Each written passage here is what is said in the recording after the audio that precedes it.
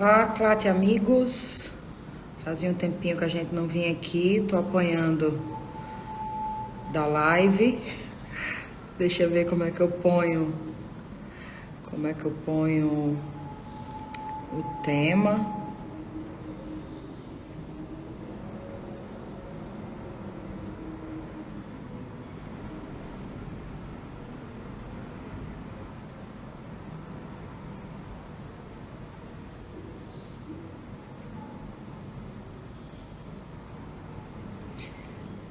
Vamos compartilhando aqui.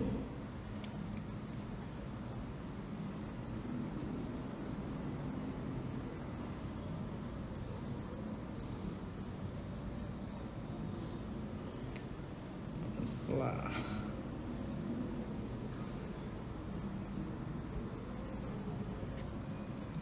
Não sei aqui como é que eu vou colocar isso não, mas vamos lá. Vocês estão conseguindo me ouvir? Se estiver me escutando bem, já tá valendo.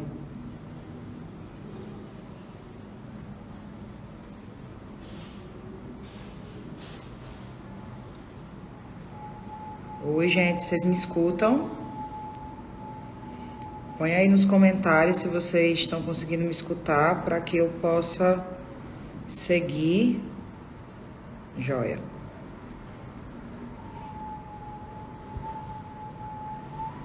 Muito bem. Então, vamos começar aqui. Deixa eu dar boa noite, bom dia, boa tarde. Não sei que horas depois vocês vão conseguir ver essa live. Vamos ver se a gente vai deixar gravada ou vai depois tentar fazer uns recortes. Deixa minha galera da Clátia decidir como é que a gente vai fazer. Quero agradecer a quem está entrando. O papo hoje vai ser um pouco jurídico, um pouco compliance. Tem surgido aí algumas notícias nas redes sociais, de Instagram jurídico, falando sobre condenação de algumas empresas que estão pagando por dano material, dano moral. E a gente vê muito advogado, né, repostando, e é por causa disso a gente meio que vai começar essa conversa de hoje. Ver se vão compartilhando aí, vão mandando para outras pessoas para que elas possam também participar. Vou contar para vocês mais ou menos a história de por que essa live surgiu. Boa noite a quem está entrando. Esses dias eu vi o Dr. João Alfredo Macedo fazer uma postagem sobre uma condenação de uma empresa de e-commerce que ele vai explicar melhor como é que foi o caso, mas a empresa foi condenada por dano moral e dano material por ter descumprido regras de direito do consumidor, e isso afetou uma pessoa em específico. Não vou adiantar muito não, mas por que me chamou a atenção? O que compliance tem a ver com isso? É que a atitude da empresa, ela terminou tendo um impacto jurídico, mas para que esse impacto jurídico ele fosse evitado, algumas regrinhas de compliance era interessante que pudessem ser aplicadas, certo? Então, deixa eu chamar aqui João Alfredo para participar com a gente.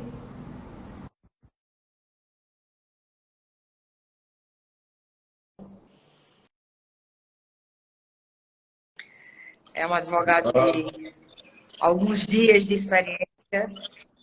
Tá conseguindo? Tudo bem, só ouvir ajustando direitinho aqui a câmera. Isso, deixa eu fazer isso também, reduziu a porque a tela, minha né? Então tem que dar uma ajuda.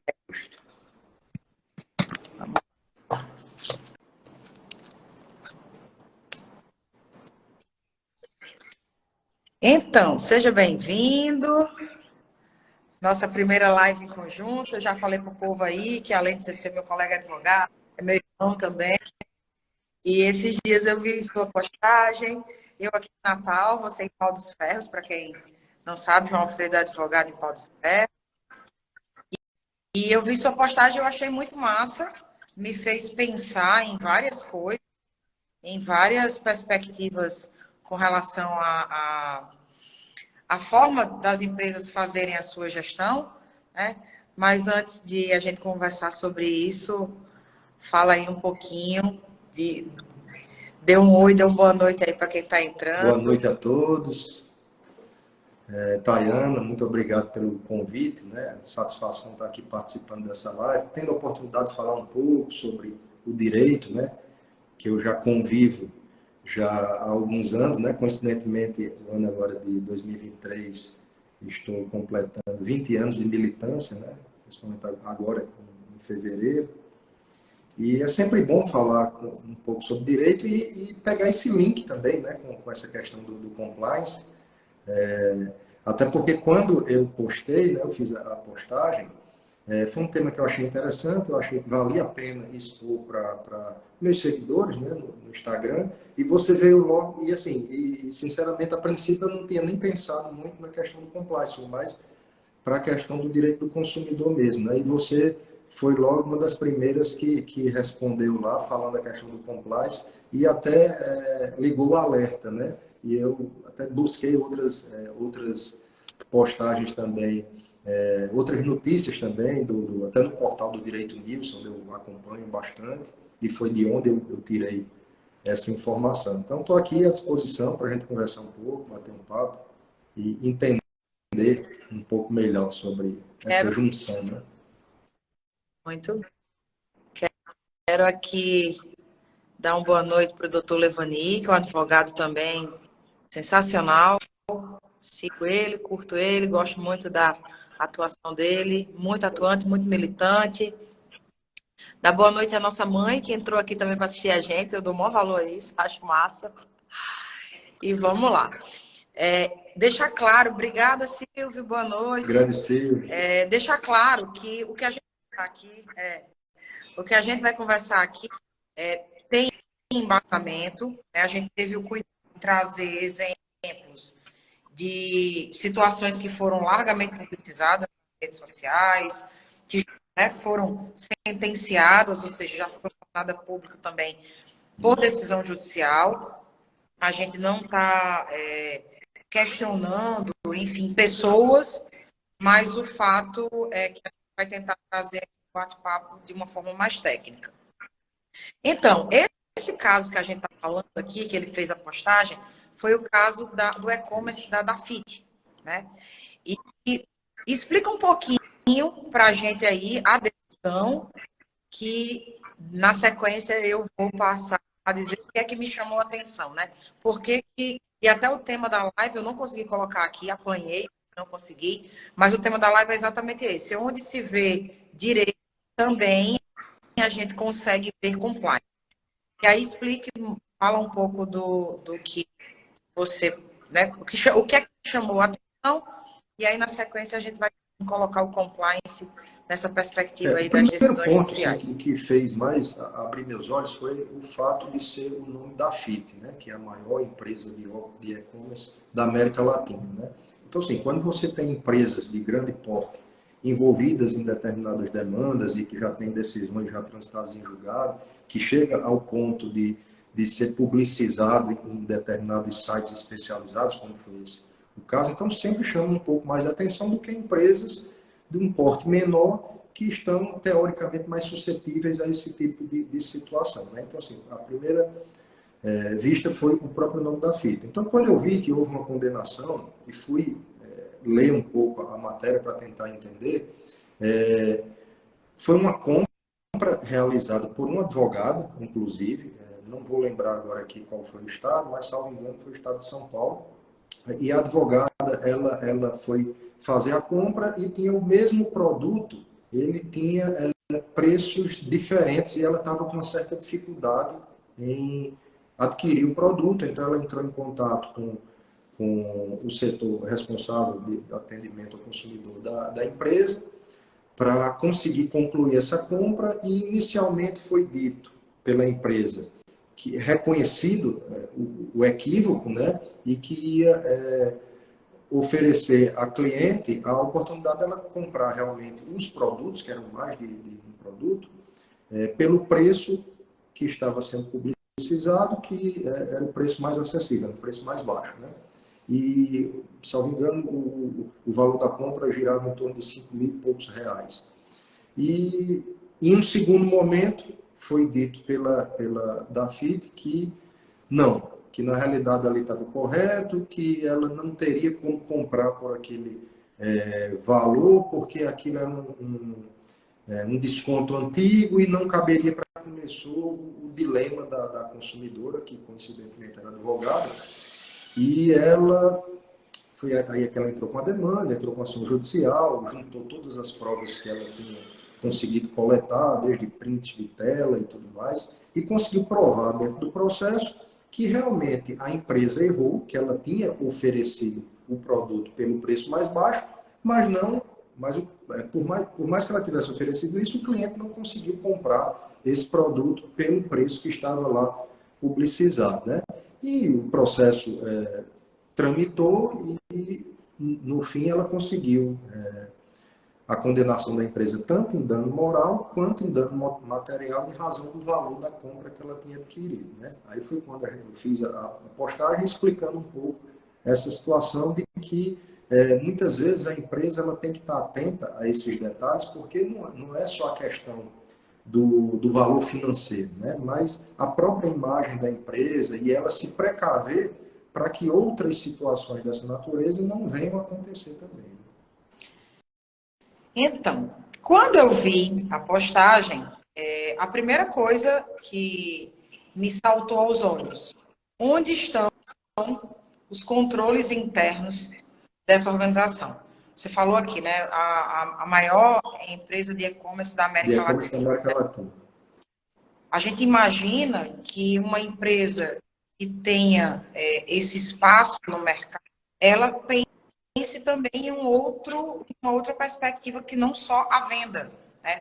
Que ela pense em rentabilidade, ou seja, em perenidade, em estar mais tempo no mercado. E a primeira coisa que me veio à cabeça, controle interno.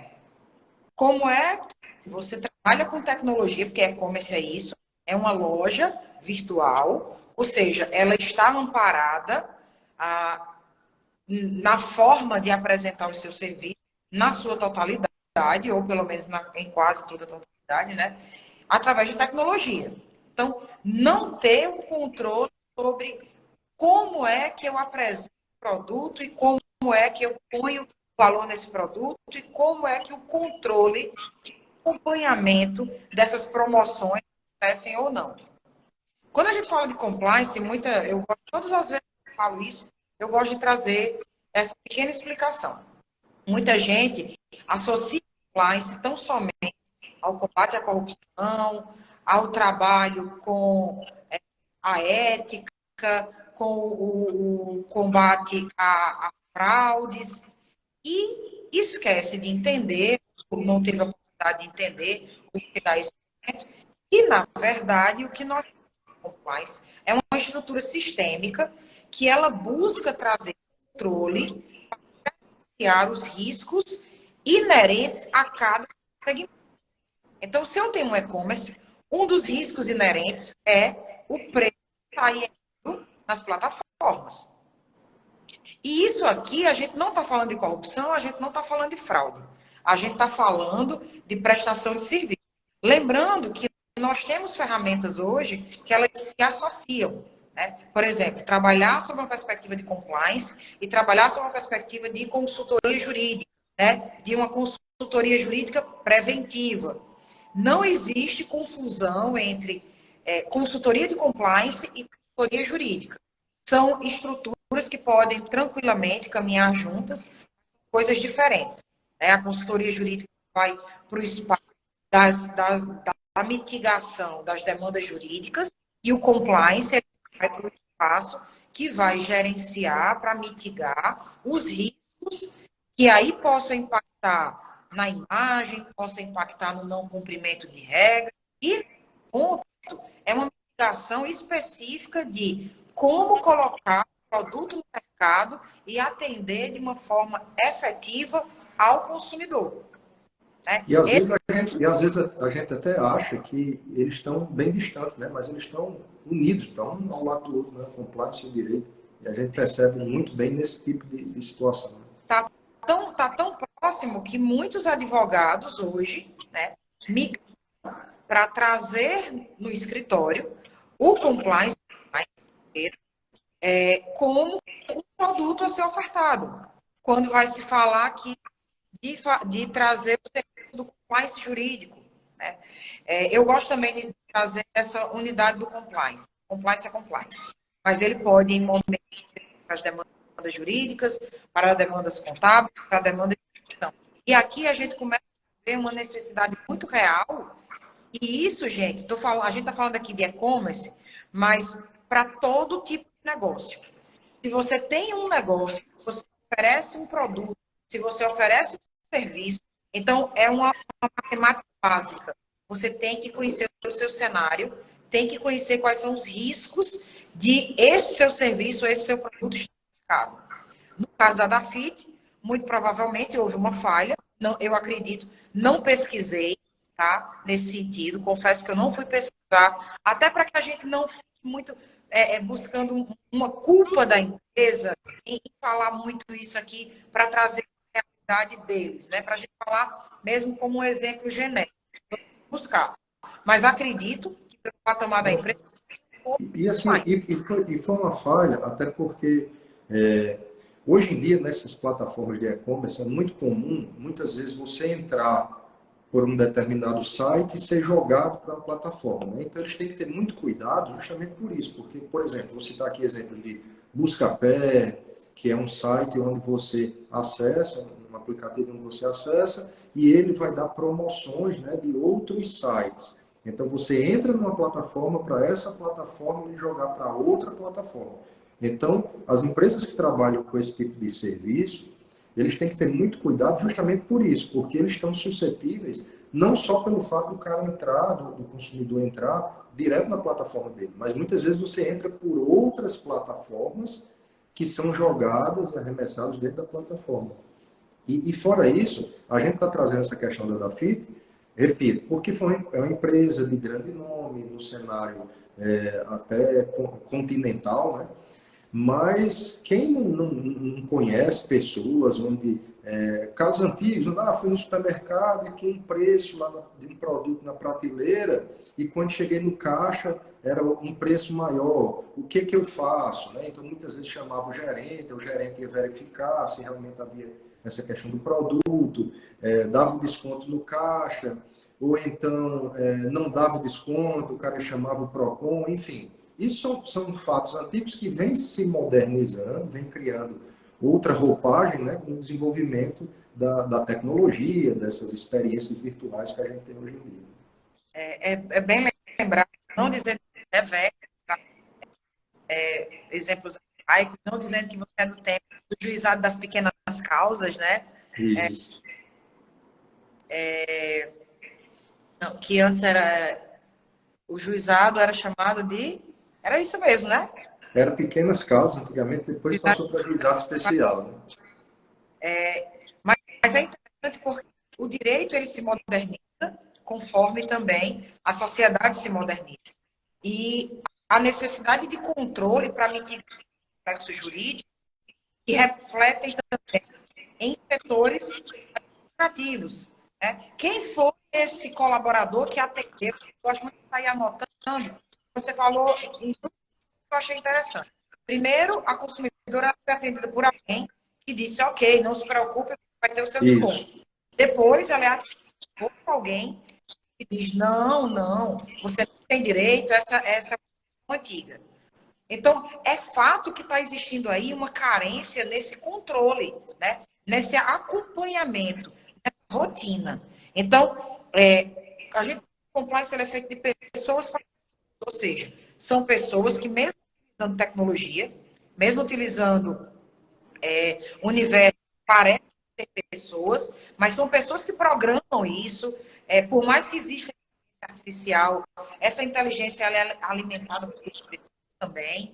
Então, começar a entender que não dá para pensar em gestão sem pensar nas pessoas que estão ali. Como capacitar essas pessoas?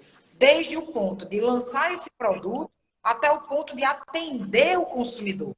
Volto a dizer, esse não é um problema só dessa empresa que nós estamos falando. Existem diversas outras. Esses dias eu mudei de apartamento, né? E para isso a gente teve que solicitar a religação. O antigo morador do apartamento pediu o desligamento e nós, novos moradores, fomos pedir a nova ligação. E nós tivemos uma divergência de orientação imensa, porque a primeira pessoa que atendeu não entendeu, eu acho, só pode ter sido isso, não entendeu que nós queríamos a nova ligação, ou seja, a troca de titularidade. Deve ter entendido por certo que tava, por falta de pagamento tinha sido cortado. Não sei. O fato é que ela deu todo um passo a passo. Nós perdemos mais de 3 dias para ter no apartamento, porque teve uma orientação totalmente errada. Em 24 horas está ligada à energia. No outro dia, no fluxo do mesmo atendimento, não se preocupe, até meia-noite vai estar ligada à energia. Só no terceiro foi quarto contato, não vou me lembrar bem, que uma pessoa disse, não, o procedimento está todo errado. Está todo errado. São 5 dias para ligar, isso é uma troca de titularidade. Resumo da ópera, nenhum atendimento por telefone, nem WhatsApp funcionou, e nós tivemos que nos dirigir ao velho atendimento presencial. Então, quando a gente fala aqui de controle, é isso. É você conseguir rastrear o atendimento do colaborador, porque isso reflete em demanda judicial, isso reflete em impacto reputacional. Vê só, hoje a empresa não perdeu só o que pagou por dano moral e dano material. Hoje nós estamos aqui falando sobre um tema que reflete na empresa. Correto. E fora a quantidade de pessoas também que acompanharam esse caso, né, que viram essa matéria sendo publicada, né? E assim, a gente trata aqui de uma situação específica do direito do consumidor, porque isso chamou atenção, mas tem outras temáticas dentro do direito também que termina tendo essa questão. Até eu trouxe um outro caso aqui, que não foi a questão da postagem, mas ela também retrata essa questão do direito do compliance, que é um caso que eu estava até vendo, acho que ontem ou hoje pela manhã, do SBT, né? Sistema Brasileiro de Televisão, que tão conhecido pelo proprietário Silvio Santos. E o SBT tem um programa, chama-se Fábrica de Casamentos. E esse programa, ele já é um programa que já tem alguns anos, e como é que ele funciona? O casal, ele se inscreve e diz que tem interesse que a fábrica de casamentos vá lá e realize o casamento deles, e eles fazem toda a preparação, inclusive com brindes de lua de mel e outras coisas mais. E esse casal específico, ele foi escolhido para ser feito o casamento deles, né? E faltando 20 dias para a realização do casamento, a emissora entrou em contato dizendo que estava cancelado porque eles tinham mudado a programação do canal. E, ou seja, faltando 20 dias para o casamento, os noivos tiveram que desconvidar cerca de 100 convidados que já haviam recebido convites, teve que devolver presentes que haviam recebido desses convidados que iriam, e fora isso, todo um constrangimento junto à família. Tinha uma criança, filha do casal, de 8 anos de idade, que estava numa expectativa tamanha pelo casamento dos pais, que apareceu na televisão e tudo mais, e todo esse sonho foi por água abaixo, e eles entraram com uma ação judicial, e também foi julgado procedente com uma condenação de dano moral em aproximadamente R$ 75 mil. Né? Então, assim, a gente já pega uma situação, uma circunstância um pouco diferente, mas que termina caindo na mesma questão. Né? E a pobre da mulher que já vinha sendo enrolada, né? Porque no caso, a expectativa de casar e casou de novo. Pois vê que é diferente. Primeiro falou de um e-commerce que é totalmente digital. Depois a gente fala sobre um programa que tem um brief, tem um editor, que alguém responsável por fazer toda a estrutura de programação. E, mais uma vez, é a imagem da instituição que é abalada. Então, quando a gente pensa, né, e isso tudo que você traz é bacana, porque a gente começa a pensar de uma forma ampla. Se a gente pudesse dar uma dica aqui, jurídica, né? Contrate um advogado que tenha uma visão preventiva. Se a gente fosse dar aqui uma dica de compliance, contrate uma equipe de compliance que se comunique bem com o jurídico para que possa fazer gestão de risco e traga uma estratégia para mitigar essas possibilidades, porque todo negócio tem um risco, e tem um risco que é inerente. Né? Assim, a gente fala muito, vou abrir o supermercado. Qual é o primeiro risco, pelo menos que eu penso? Vender um produto fora da validade. Se eu sei que pode ter um produto na minha prateleira fora da validade, o que é que eu vou fazer? Periodicamente, consultar, né, destinar uma pessoa da equipe para consultar se os produtos estão com a validade ok. Assim, bem por baixo. Ah, vou abrir um restaurante que vai fazer entrega com delivery. Qual é o risco inerente disso? O cliente comprar e a comida não chegar ou chegar no endereço errado. É um risco? É possível? Totalmente possível. Você está trabalhando com o entregador, que pode ser que entregue no lugar certo ou não, pode ser que atrase. Eu mesmo já tive a oportunidade, durante a pandemia, então, demais, que a gente usava muito, de comprar um jantar e esperar 3 horas para chegar. Então, são riscos que eles são vinculados àquele segmento específico.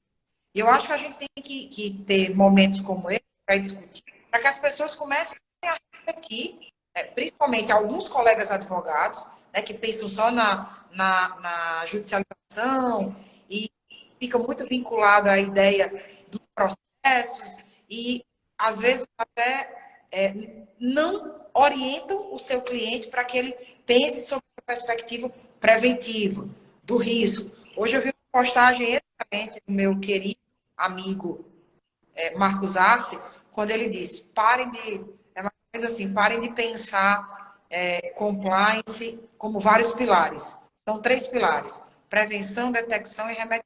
Então, vamos identificar o que é para poder prevenir. E em prevenindo, né, dando certo ou dando errado, porque às vezes a gente não consegue se livrar dos riscos de uma forma geral, né? É mais provável que nós não nos livremos, então a gente vai criar respostas aí, meios de solucionar. Até porque assim, é interessante, porque quando se fala em mitigar o risco, na realidade é quase impossível se eliminar ele por completo, né?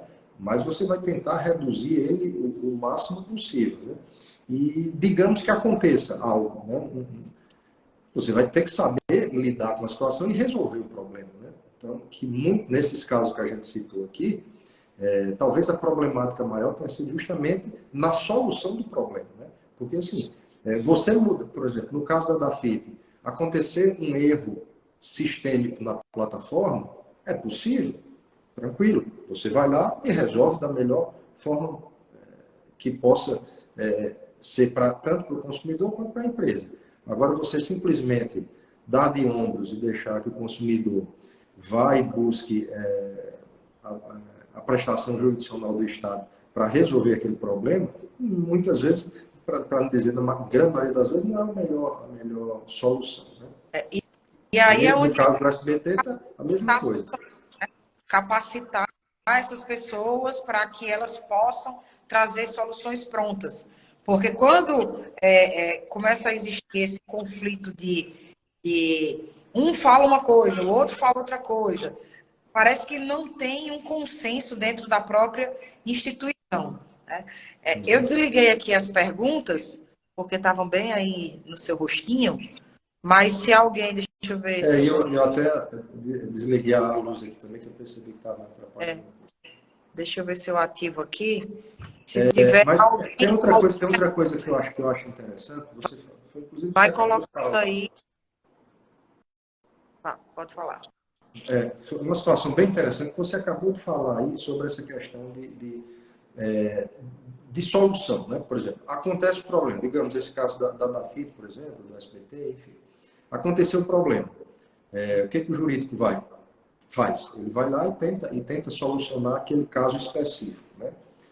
Só que se você não busca mecanismos dentro da empresa para que esse problema que aconteceu ele deixe de acontecer, então muitas vezes vai ocorrer uma enxurrada de demandas judiciais e cada vez mais o nome da empresa ele vai se prejudicando. É tanto que hoje em dia você tem plataformas como o Reclame Aqui, por exemplo, você vai fazer uma compra na internet, a grande maioria dos brasileiros o que faz? Entra no Reclame Aqui, dá uma pesquisada, o nome da empresa para ver como é a reputação da empresa. E isso ajuda muito o consumidor hoje em dia na hora que ele vai fazer uma compra. E assim, por que eu estou dizendo isso? Porque assim, o SBT, ele não eu não trouxe por acaso essa situação do SBT, porque não é a primeira vez. O SBT, ele já, corriqueiramente, ele comete determinadas, digamos assim, mete o pé na jaca, né? E assim, por quê? Será que é, de repente, pela questão do controle que tem o Silvio Santos? Porque, assim, o próprio Silvio Santos ele já foi condenado em algumas demandas judiciais por coisas que ele dizia no programa dele. Teve um caso bem famoso de uma criança, tem uma participação lá naquele programa dele no domingo, que tinha crianças de 6 a 10 anos de idade que iam participar com a mãe, iam cantar, uma coisa assim. E ele fez uma pergunta para a criança voltada para sexo e dinheiro. Ou seja, você fazer uma pergunta para uma criança numa rede de TV, num domingo, à tarde, sobre sexo e dinheiro, no mínimo deixou a mãe constrangida, né? Enfim. E houve uma ação judicial, o Silvio Santos foi condenado nesse processo a pagar uma indenização por danos morais a essa família pelo constrangimento que causou à filha, né? E assim, aí você vai ter até mais propriedade para falar mais do que eu com relação ao caso do Banco Pan-Americano, que coincidentemente ou não é do grupo Silvio Santos, era do grupo Silvio Santos. Então assim, tem um certo histórico que a gente quando começa a pegar de um lado, pegar de outro, percebe que muito provavelmente esse cuidado não faz parte da rotina da emissora. Né? A gente tem um outro exemplo muito, muito, pegando esse gancho, o do Carrefour. Quantas vezes o Carrefour já não se meteu em escândalo, desde agressão a animal, agressão a pessoas, né? E é conhecidamente uma empresa que tem estruturas de conformidade na França. Então, a gente já vai entrando num ponto que é crucial para o compliance. Cultura. Cultura. E a cultura é feita de quê? Então, se nós temos, no compliance, a gente tem uma metodologia de ensino que fala que, tirando os 3 pilares que o Marcos trouxe, né, da prevenção, detecção e prevenção, a gente tem um viés que é voltado para 9, 8 pilares, e um deles, né, o primeiro deles seria suporte da alta administração. O que é isso? O topo da estrutura empresarial, do grupo, ele dá o tom de como o resto funciona. Então, se eu tenho um chefe, né, um líder, se eu tenho o topo da cadeia totalmente fora de conformidade, é natural que quem esteja abaixo replique isso. Se eu tenho uma estrutura de topo organizada, eu vou estimular, né, e essa é a melhor forma de liderança, a liderança que ela vem pela admiração, né? As pessoas seguem o líder por admirá-lo, por querer ser como ele, por identificar. Então, esse exemplo do SBT, o exemplo do Carrefour, o exemplo da Dafit, o exemplo do Pan-Americano, né? O exemplo de tantos outros negócios, recai sobre o quê? Uma estrutura de cultura desalinhada. Tem uma empresa que está aqui no Rio Grande do Norte, e em Pernambuco ela tem uma estrutura de compliance. E a filial deles no Rio Grande do Norte não tem. Pô, que estranho, né? E não é a mesma estrutura, então isso é cultura. Ou seja, são negócios que às vezes têm o compliance para dizer que tem. Em Pernambuco tem uma normativa, uma legislação que exige uma formatação. No Rio Grande do Norte não tem, então vai ter uma outra formatação. Gente, isso não é padrão de cultura, isso não é linha de cultura. A cultura de uma empresa é da matriz racial. E essa questão cultural, aí eu já tenho um exemplo que ele traz um pouco o inverso disso que você acabou de dizer.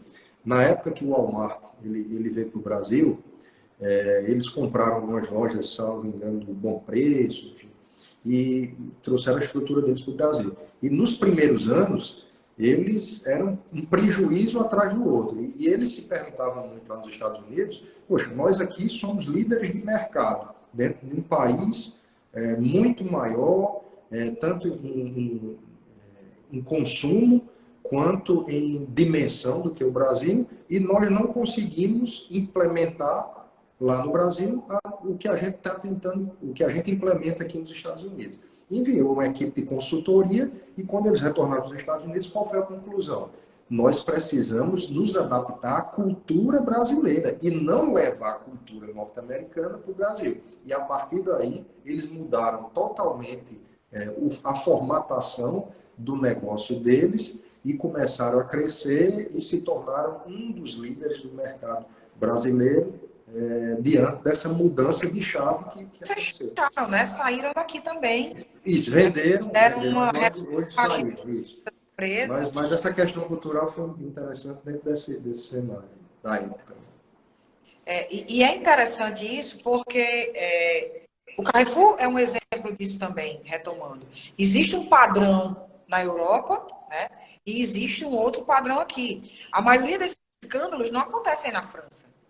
Por mais que a gente saiba que tem outro viés, alguns processos que giram em outras coisas. Mas nessa linha do que tem aqui, não é um padrão de lá, né?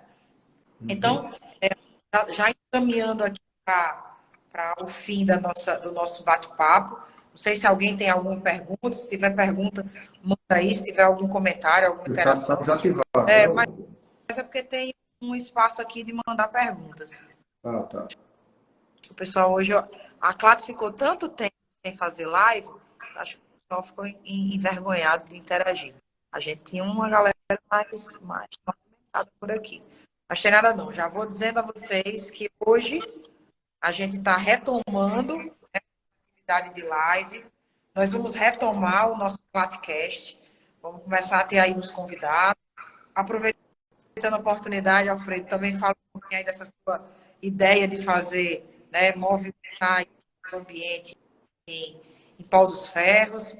Como tem pensado em falar, se quiser trazer. Não, então, já pode ser dito, até porque já tá definido, dia 8 de março, né, a gente vai estar estreando o Arena Cidadã, é um podcast voltado para o tema do direito, aí a gente vai envolver outras áreas afins, como compliance, por exemplo, e outras mais, e vai ser um espaço onde a gente vai... a ideia da Arena Cidadã é justamente o nome Arena pela a formatação, né, de espetáculo, né, que vinha da Idade Média, do Império Romano e tudo mais, e cidadão justamente vinculando a questão do cidadão, né, os direitos dele, e a gente trazendo essa temática. Né? Então, a partir do dia 8 de março. Perdão. Quebrar a ideia Oi? do foi das arenas. Isso, justamente. É a ideia do debate. Então, gente, se ninguém tiver pergunta, eu quero agradecer ao meu irmão, João Alfredo, por participar comigo hoje, para a gente ter um papo, trazendo essa reflexão. A gente vai fazer uns cortes dessa live para depois apresentar por aqui. A Clat está retomando algumas estratégias para se conectar melhor e de uma forma mais constante com os nossos seguidores. Sempre que tiver essa oportunidade dessas coisas assim transversais, eu acho muito bacana a gente trazer esses temas, porque não fica sempre numa ideia fixa de poder ter alguém que é militante, 100% militante, fazendo 20 anos, né, de advocacia, ou seja, tem muita estrada, tem muita coisa que a gente pode conectar da sua experiência também. Depois a gente traz isso aqui, com o direito do trabalho, que também se comunica muito Isso. com uma parte do compliance, que é o compliance trabalhista.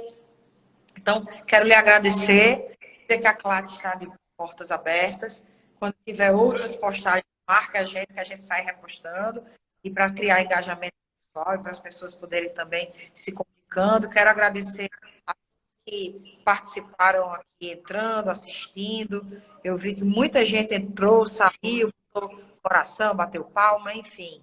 Eu gosto dessas interações, gosto muito quando as pessoas também deixam as perguntas, porque, né, oxigena o que a gente está aqui, mas eu acho que é voltar a ter esses momentos de compartilhar conteúdo. Eu acho que a gente tem que democratizar, né, o conteúdo. Não dá para ficar guardado. Ah, como é que eu vou saber dessas informações? Tem gente hoje que está querendo criar o negócio através de e-commerce, então também já fica um alerta. Por menor Fica atento, busca o que seja, auxílio de um profissional, né, que possa isso, orientar. procura alguém que entenda. Ah, não tenho dinheiro para pagar.